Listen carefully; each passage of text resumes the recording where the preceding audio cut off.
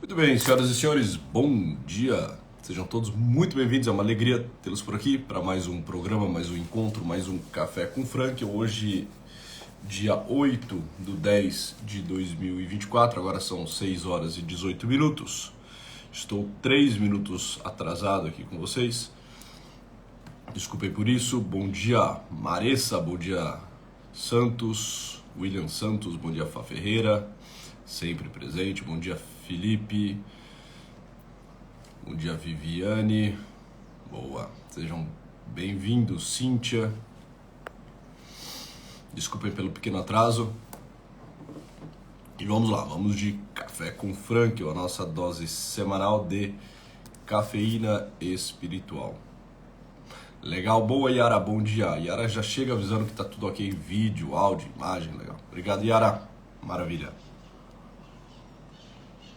A Eliana também tá por aí, Alex, doutora Aline Carvalho, Laceda, Maressa Laceda, bom dia, direto de Portugal, terrinha. Boa, legal, Maressa, bom dia. Aí já não tá tão cedo, né? Aqui umas 4, 5 horas de diferença. Bom tê-la por aqui. Bom, senhoras e senhores, para onde nós iremos hoje no nosso Café com Frank? Pensei em falarmos sobre algo que está desgastado, algo que se fala, mas se fala de duas uma, né? Ou num tom um pouco pejorativo, querendo... outra Maressa, tem duas aqui. A Maressa está dizendo, não sou eu não, né? A Maressa Afonso, né? Um termo que está meio desgastado, né? Nós costumamos encontrá-lo e também usá-lo de dois modos, que não são os modos próprios de abordar essa questão, tá? Ou a gente faz isso de forma mais cômica, né? Querendo achar graça nisso tudo, né? Bagunçando um pouco o conceito, uma vez que esse está desgastado, ou fazemos uso dessa expressão, desse termo, né? Que evoca, no fim das contas, uma virtude, num tom mais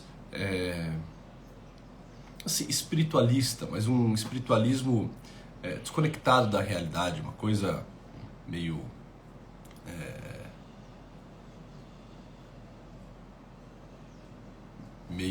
como nós podemos dizer aqui para que não se torne ofensivo a ninguém, uma coisa assim, meio transcendental, mas um transcendental que não tem os pés no chão, entende? O termo a que eu me refiro, que é no fim das contas uma virtude, como eu dizia, é a gratidão.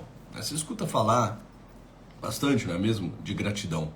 Tem aqueles que fazem isso de forma descomprometida, um pouco leviana, né? Achando que, no fim das contas, basta evocar esse termo para que tudo fique bem, né? A gratidão. Então, olha, você faz qualquer coisa que seja para a pessoa, ou ainda que você não faça coisa nenhuma, e ela lhe responde, né? Gratidão. Né? Gratidão, mundo. Né? Gratidão, dia. Né? Seja grato nesse dia. Entende? As pessoas acabam usando esse termo sem saber o que de fato ele evoca, o que ele remete, né? A virtude a qual de fato ele se refere, né? Fica um negócio meio místico, meio espiritualista, né? Precisamos crescer em gratidão, como se a gratidão fosse simplesmente assim, abrir o coraçãozinho e aceitar as coisas como elas são, né? Ou algo do tipo. O pessoal tá até brincando aí no chat, né? A ideia do gratiluz, né? Na verdade, o gratidão hoje se transformou em algo como gratiluz, né? Gratidão, gratiluz, né? Gratitudo. Enfim, ou as pessoas fazem uso dessas expressões de modo sério, acreditam mesmo nisso, né? Muito embora isso pareça um pouco etéreo, leviano, e outros fazem, né? Muitas vezes o uso dessas expressões com tom mais jocoso, querendo brincar, né? Exato, o Breno tá colocando aí, gratiluz. O Breno está assistindo diretamente lá da Austrália. Boa, Breno. Enfim, mas nós precisamos nos lembrar o que de fato seja gratidão. O que nós estamos evocando quando falamos desse tema. E mais, nós precisamos, isso é fato. Isso é um fato. Nós precisamos crescer em gratidão. Mas do modo correto, olhando para o lugar certo. Bom, tentando trazer Viktor Frankl aqui para a discussão, Viktor Frankl vai falar que o importante, o que de fato importa nessa vida é tirar o melhor de cada situação. Ou seja, é saber extrair o melhor que há em cada uma das realidades, em cada uma das situações que estamos metidos. O que importa nessa vida é ter esse olhar otimista. Isso é uma visão de Viktor Frankl claríssima, inclusive. Falávamos sobre essa capacidade de extrair o melhor, mesmo das situações mais trágicas, inclusive na nossa pós-graduação, a turma 4, esse final de semana, nós tivemos a aula da tríade trágica positiva. Então, quem está aí da turma 4 vai certamente conseguir entender com mais profundidade aquilo que eu vou trabalhar nesse Café com Frankl. Tá? Então, o que o nosso autor, o que esse autor austríaco, o que Frankl vai dizer é que nós precisamos ter esse otimismo, que não é um otimismo tolo, que não é um otimismo comprometido com nada, mas é um otimismo real, um otimismo possível. A palavra optimum vem de melhor. Né? Se a gente fosse buscar a definição da palavra ótimo, do optimum, o ótimo é conseguir extrair o melhor, tirar o melhor. E é isso que vai falar Frankl, né? O que importa nessa vida é saber extrair o melhor de cada situação, de toda a situação, de toda a realidade na qual nós estamos inseridos, né? E não só isso, o Frankl vai falar sobre a capacidade que todos nós temos de encontrar o logos por detrás do pathos. É claro que ele vai falar isso principalmente aos psiquiatras, aos psicoterapeutas. Essa seria uma das grandes missões, um dos grandes trabalhos daqueles que trabalham na área psi, né? Que é conseguir encontrar o logos, ou seja, conseguir encontrar o sentido por detrás do pathos, ou seja, por detrás daquilo que está enfermo, por detrás daquilo que está doente. Olhar o homem que sofre entendendo que por trás daquela enfermidade, que por detrás daquela patologia há um sentido, há um logos. Tá bem? E esse sentido pode ser experienciado, a pessoa pode encontrar esse sentido.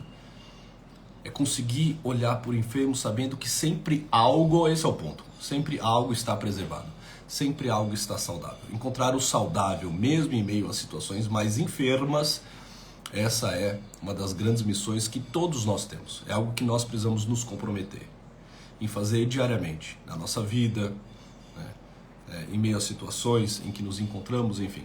Aqui começa então o nosso tema da gratidão, à luz de Viktor Frankl, mas não só de Frankl, também de algum modo da filosofia perene, né? Mas por que eu quero trazer o tema da gratidão?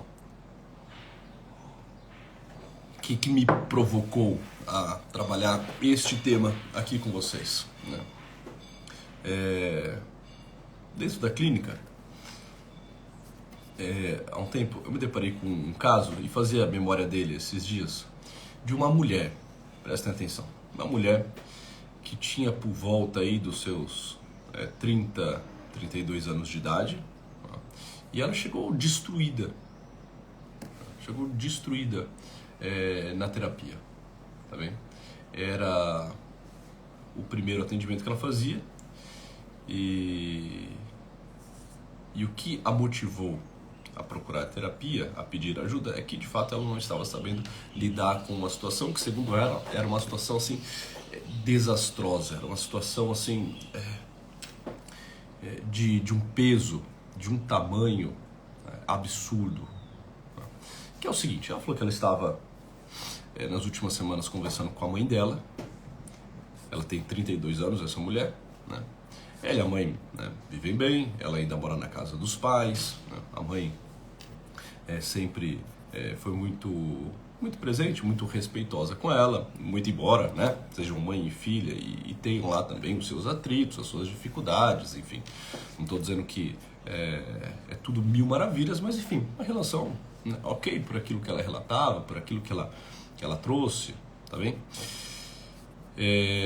Enfim, e ela disse que um dia conversando com a mãe, tomando um café da tarde com a mãe, conversa vai, conversa vem, começam a falar sobre vida, sobre projetos, sobre família, sobre filhos e não sei o que. E a mãe falou, olha filha, eu vou lhe dizer algo que nunca lhe disse, mas eu acho que vale a pena, né? Que você saiba, faz parte da tua história.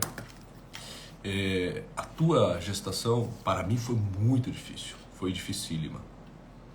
Ah, mãe, por quê? Olha, porque eu era jovem, eu e seu pai, nós havíamos nos conhecido há pouco tempo. Os meus pais sempre foram muito duros, exigentes.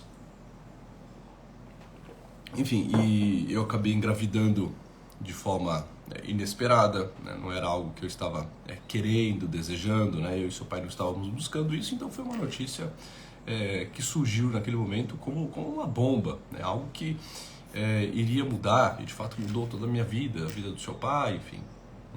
E a mãe disse a ela, olha, e a verdade é que num primeiro momento, durante um tempo, eu pensei em cometer um aborto, né? Eu pensei em fazer esse assassinato. A mãe disse isso, é claro, com muita dor e partilhando isso com a filha. A filha escutou aquilo, passou um tempo, né, procurou a mãe, quis entender mais sobre o que se passou, a mãe falou, a menina foi ficando irritada, né, foi ficando muito perturbada, caiu numa crise de choro e começou a brigar com a mãe, né, e xingar a mãe, e humilhar essa mãe, né, e ameaçou sair de casa, né, e a mãe já não sabia o que fazer para contê-la em casa, né, e aí essa mulher, né, não vou nem dizer menina, né, essa mulher, 32 anos, começou a arrumar problema em todos os lugares em que ia, no trabalho, assim por diante, pronto. Chegou na clínica, né, olha, o meu mundo acabou.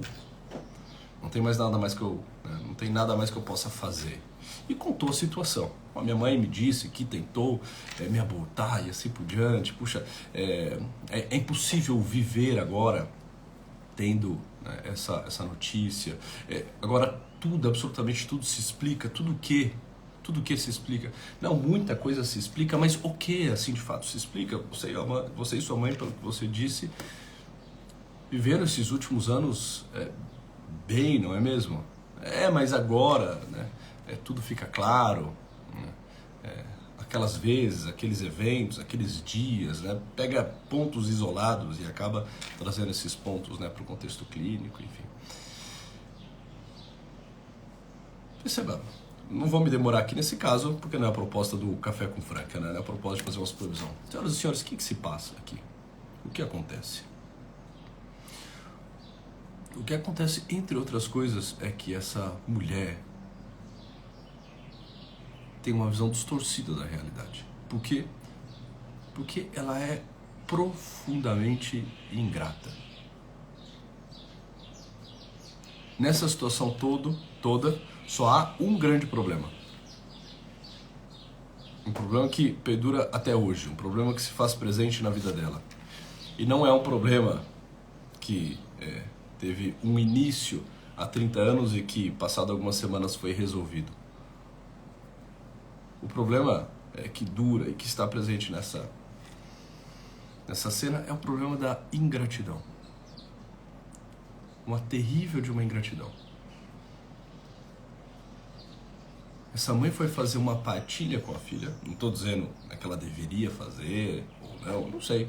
Isso aqui nós poderíamos discutir num outro momento, num outro contexto. Foi fazer uma partilha, foi conversar com a filha sobre uma situação. E essa filha pegou uma linha, pegou uma frase da mãe, tirou essa linha do seu contexto e acabou usando disso como um pretexto para falar de todos os momentos difíceis da sua vida, para justificar toda a sua fraqueza, para, né, fazer disso uma justificativa de todas as suas situações mal resolvidas, de todas as suas debilidades. Ela pegou um ponto,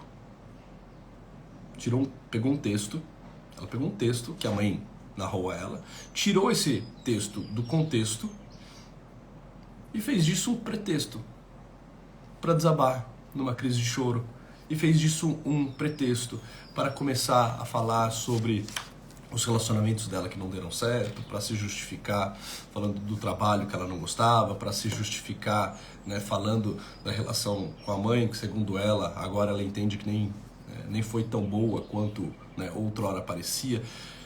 Então ela pegou um problema que, é claro, é uma coisa dolorosa, difícil, eu não estou dizendo que é natural, tranquilo, né, que isso, né, não mexe em absolutamente nada com a pessoa. Mas enfim, você precisa saber delimitar a área de conflito, você precisa saber entender o que aconteceu, você precisa olhar para a sua história e falar, puxa vida, eu tenho 32 anos. Nesses 32 anos, quantos gestos de carinho, não é mesmo? Quanta entrega dessa minha mãe, quanta luta, quanto sacrifício. No primeiro momento ela teve uma ideia assim, top, ela chegou a cogitar em cometer assim, um assassinato, mas alguma coisa a fez mudar. E de fato ela não levou adiante aquela intenção. Durante 9 meses ela me trouxe em seu ventre. A minha vinda fez com que a vida da minha mãe mudasse por completo. No primeiro momento foi uma notícia dolorosa, difícil. A vida dela teve que passar por grandes mudanças. Ela teve que se tornar mais responsável. Ela se casou com meu pai. Ela teve que sair da casa dos pais dela. Ela cuidou, ela amamentou, ela me criou, ela me educou. Ela foi atrás de um trabalho, ela e meu pai, para que pudessem me dar uma boa condição. Puxa, são 32 anos de luta, de empenho, de sacrifício. Os bens que ela fez superam em muito ideias tops, ridículas que ela possa ter tido. Que ingratidão pegar um fato, pegar 2 eventos da vida e tentar agora olhar tudo com essa lente. A lente do abandono, a lente do esquecimento, a lente do caos. E desprezar, jogar fora todo o restante, como se nada daquilo fizesse sentido, como se nada daquilo fosse de fato importante. O que é isso? Isso, senhoras e senhores, é ingratidão. É ingratidão. A gratidão, vai dizer Aristóteles, a gratidão é a memória do coração. É o coração que sabe fazer memória das coisas boas, dos bons eventos, dos grandes feitos, dos grandes amores. É a memória do coração, o coração que faz memória daqueles gestos de gentileza, de cuidado que tiveram para comigo. Eu consigo fazer memória, eu consigo evocar isso tudo, eu não me esqueço de quem eu sou. Quem eu sou? Eu sou uma pessoa que foi agraciada por Deus, pela vida, pelo mundo, pelos outros, pelos meus pais, que recebeu muito mais do que deveria. Tudo aquilo que de bom nos fizeram, tudo aquilo que de bom nós recebemos, são graças, senhoras e senhores, imerecidas. A gratidão consegue fazer essa memória. Olha, foi mais do que eu merecia. Na verdade, eu merecia muito pouco. Se for ver, tudo que eu recebi, a começar pela vida, são graças que estão para além das minhas forças, para além das minhas capacidades, para além daquilo que eu mereço. Desde o sol que brilha sobre a minha cabeça, até o alimento que eu boto na minha boca, os pais que eu tenho, tudo são graças, grandes graças, que eu não posso esquecer. Sob pena de pegar eventos isolados, que são eventos trágicos, e fazer deles a trama de toda a minha história. Se eu não faço memória das coisas boas, eu facilmente me perco nas ruins. Ainda que essas sejam poucas, escassas. Se eu não fico fazendo memória da bondade dos outros para comigo, se eu não me sinto, por assim dizer, agraciado, e agraciado de forma imerecida. Deixa eu desligar que está aberto aqui o WhatsApp no computador. Se eu não vou fazendo memória das coisas boas a ponto de me sentir agraciado, e uma graça imerecida, eu rapidamente me perco, escorrego em eventos ruins, trágicos, e faço deles o todo. Como eu disse, reitero, eu vou pegando pontos, vou pegando textos, eu vou tirando do contexto e vou fazendo disso pretexto.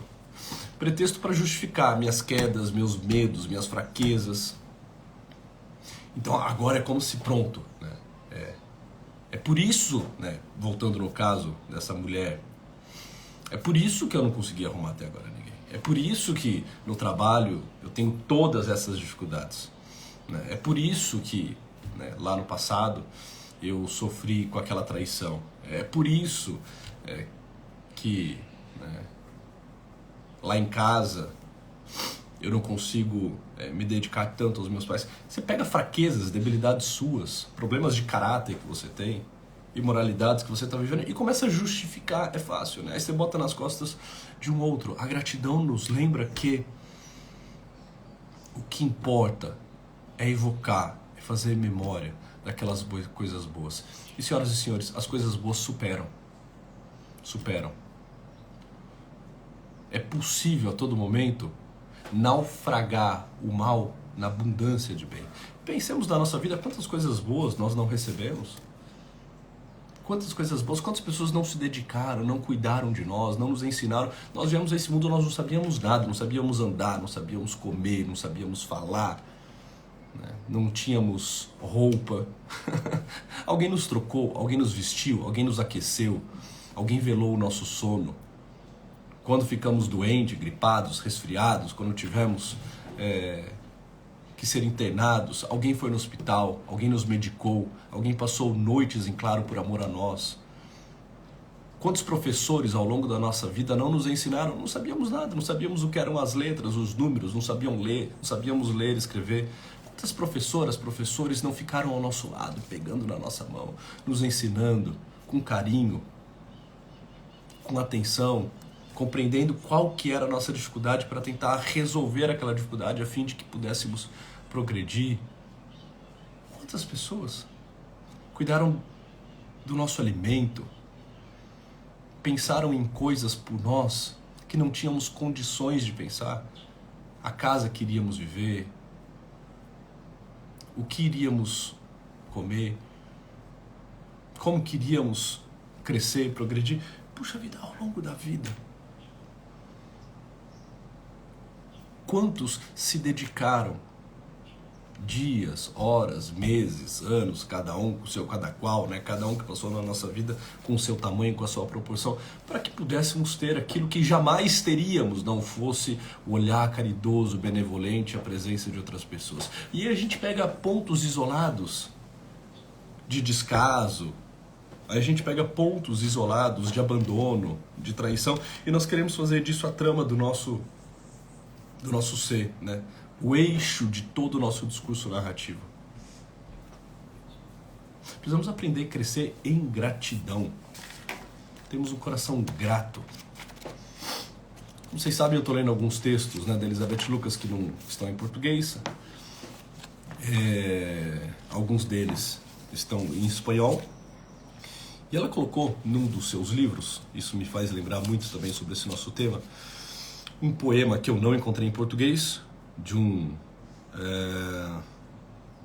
eu acho que ele é um alemão, o Ruth, que escreveu esse poema em 1998, sobre a flor do dente de leão. Sabe aquela florzinha amarela que aparece em qualquer rachadura, em qualquer fissura aí da rua, que nasce em qualquer canto e, enfim, não tem grande valor estético, não tem grande valor monetário, não é uma flor cobiçada, mas, né, florzinha dente de leão tem lá o seu estilo, tem lá também a sua importância, né? Aquela florzinha amarela, tá? Dente de leão. É um poema, né? Se porventura eu achar depois ele em português, eu posso mandar para vocês, colocar aqui no Instagram, né? Mas só para terminar com isso, fala que a flor dente de leão poderia viver se queixando, viver perturbada. Olha, puxa, o meu perfume não é como o perfume das rosas. Eu nunca servi para enfeitar nenhuma coroa nupcial. Eu nunca me tornei buquê de festa nenhuma. Nunca um florista parou para fazer melhoramentos genéticos em mim.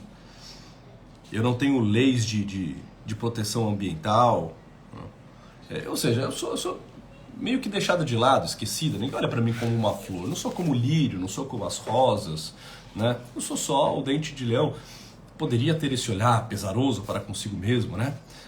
Mas no poema aqui vai dizer que a flor dente de leão é profundamente agradecida e agradece a Deus, porque pode nascer em todos os lugares, porque todo lugar torna-se casa para ela, porque ela é forte, porque ela é resiliente, porque ela enfeita os lugares mais inóspitos, porque ela aparece nos lugares mais improváveis, porque ela consegue lançar as suas raízes mesmo nos terrenos mais áridos, porque ela consegue espalhar as suas sementes por ajuda e por uma graça do vento. Então ela agradece o vento que faz com que ela espalhe as suas raízes, agradece ao sol, né, que todos os dias se levanta e a ilumina, né? Agradece a Deus porque a fez pequenina, mais forte, resiliente, e mesmo que as pessoas não cuidem dela, ela consegue continuar vivendo e florindo, né, e crescendo, e se perpetuando, né? Enfim. E ela fala: te agradeço, Senhor, por viver a vida em meio à natureza. Te agradeço por sempre estar me renovando e rejuvenescendo. Te agradeço porque o Senhor me fez saber esperar. Te agradeço, amigo vento, né? Te agradeço toda a natureza. Deixa eu nascer a gratidão. Você já tem algo de bom, voltando lá no início, né? Sempre tem algo saudável em meio à situação enferma. Sempre tem algo preservado em meio à situação doentia. A vida consiste em encontrar este logos por detrás do patos, em fazer memória das coisas boas, em cultivá-las no nosso coração, em saber evocá-las. O nome disso, senhoras e senhores, gratidão. Gratidão. O que importa é tirar o melhor de cada situação. Pare de ficar achando desculpa. Pare de pegar textos, arrancá-los do seu contexto e fazer disso pretexto para se justificar, para viver uma vida pobre, pequena. Busque a grandeza daquele que se sente agraciado. Graças que são imerecidas, mais do que merecemos, mais do que ousamos pedir. Muitas são as graças. Saber encontrá-las, nomeá-las, saber pesá-las e viver com este peso nas nossas mãos, e não o peso das queixas, reclamações.